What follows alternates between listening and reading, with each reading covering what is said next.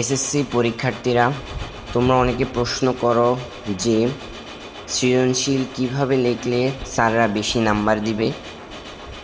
তো এখন আমরা একটি খাতা নিয়েছি, এখানে সৃজনশীল লিখে আমরা তোমাদের বোঝানোর চেষ্টা করব যে স্যাররা কিভাবে নাম্বার দিয়ে থাকেন। তো এখানে দেখতে পাচ্ছ 2 নম্বর প্রশ্নের উত্তর, এখানে ক নাম্বার লিখেছে। তো তোমরা অবশ্যই মনে রাখবে যে ক নাম্বার যে লিখবে, ক সবসময় এক লাইনে লেখার চেষ্টা করবে বা এক বাক্যে লেখার চেষ্টা করবে। যেমন এখানে প্রশ্নটা করা হয়েছে, জীবসত্তার ঘর থেকে মানবসত্তার ঘরে উঠবার মই হচ্ছে শিক্ষা। এভাবে যত তাড়াতাড়ি তুমি বা এক লাইনে তুমি শেষ করতে পারো ততই তোমার জন্য ভালো হবে। তো আমরা যখন উত্তর লিখতে যাব তখন সবসময় মনে রাখবে যে প্রথম পৃষ্ঠায় আমরা ক এবং খ লিখব, এবং গরুর ঘ এবং ঘোড়ার ঘ পরের যে পেজগুলো আছে ওগুলোতে লেখার চেষ্টা করব। তো এখানে দেখো ক নাম্বার আমরা লিখেছি, ক নাম্বার সম্পর্কে আমি তোমাদের বলেছি। এখন তোমরা খ নাম্বার সম্পর্কে বলি। খ নাম্বার তোমাকে সর্বোচ্চ 7 থেকে 8 লাইন লিখতে হবে, ঠিক আছে। প্রথমে তুমি 2 থেকে 3 লাইন লিখতে পারো জ্ঞানমূলক উত্তর যেটা, এরপর তুমি 5 থেকে 7 লাইন লিখতে পারো ব্যাখ্যা হিসেবে। এখানে তুমি দেখতে পাচ্ছ যে তার লেখার মান এবং তার সুন্দর হাতের লেখা দেখে শিক্ষক তাকে নাম্বার দিয়ে দিয়েছেন ফুল মার্ক।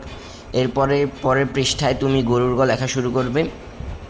এখন তুমি এখানে দেখতে পাচ্ছ যে সে প্রথমে এক বাক্য উত্তর দিয়েছে। তোমরা অনেকেই এটা দিতে পারো না, ঠিক আছে। তোমরা অনেকেই লেখো ব্যাখ্যা করা হলো ইত্যাদি ইত্যাদি অনেক কিছু লেখো, তবে সবসময় চেষ্টা করবে যে এখানে মূল বাক্যে উত্তরটি দেওয়ার জন্য, ঠিক আছে। এরপরে তুমি প্রথম অংশ জ্ঞানমূলক যেটা আছে সেটা শেষ করার পর তুমি দ্বিতীয় অংশতে তুমি মূল ভাবটা লিখবা। এরপরে তৃতীয় যে অংশটা রয়েছে সেখানে তুমি উদ্দীপকটা ব্যাখ্যা করবা।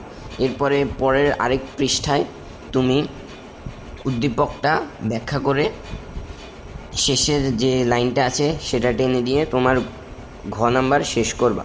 এরপরে ঘ নাম্বার যেটি আছে সেটিও প্রথমে তুমি এক বাক্যে জ্ঞানমূলক অংশটা লিখবে, এরপরে তুমি মূল ভাবটা লিখবে, এরপরে তুমি উদ্দীপকটা লিখবে, এরপরে পরের পৃষ্ঠায় তুমি যাবে এবং আরও কিছু উদ্দীপক তুমি এর সাথে মিলিয়ে লিখবে। এরপরে তুমি দেখতে পাচ্ছ যে এখানে আমরা ঘোড়ার ঘ আমরা এখানে 2 পৃষ্ঠা লিখেছি, তুমিও 2 পৃষ্ঠা লেখার চেষ্টা করবে। এরপরে শেষে যে পয়েন্টটা তুমি লিখবে এটা অবশ্যই মূল ভাব এবং যে উদ্দীপকটা আছে সেটা মিলিয়ে লেখার চেষ্টা করবে, ঠিক আছে। তো এইভাবে যদি তোমরা লিখো আমি আশা করি বলতে পারি যে তোমরা একটা সৃজনশীল অবশ্যই 10-এ 10 তুলতে পারবে। তো আজকের ভিডিওটা এই পর্যন্তই। পরবর্তী ভিডিওগুলো দেখার জন্য তোমরা অবশ্যই এই চ্যানেলটিকে সাবস্ক্রাইব করে রাখবে।